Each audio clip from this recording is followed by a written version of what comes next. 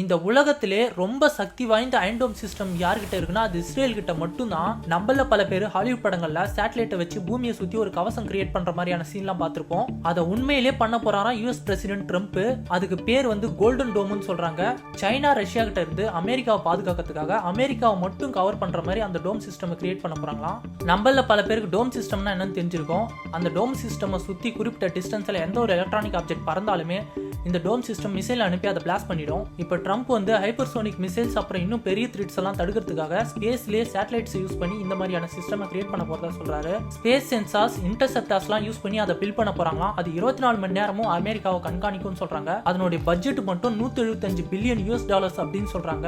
2029க்குள்ள இந்த ப்ராஜெக்டை அமெரிக்காவும் கனடாவும் கம்ப்ளீட் பண்ண போறதா சொல்றாங்க. சைனா இந்த விஷயத்தை கேட்டு ரொம்ப கோவத்துல இருக்காங்க. சில பேர் வந்து இதெல்லாம் ரொம்ப காஸ்ட்லியா இருக்கு, நடக்க வாய்ப்பே இல்லை அப்படின்றாங்க. ஒருவேளை இந்த கான்செப்ட் மட்டும் ஒர்க் ஆச்சுன்னா இந்த உலகமே டெக்னாலஜியோட அடுத்த ஸ்டேஜுக்கு மூவ் ஆகும்.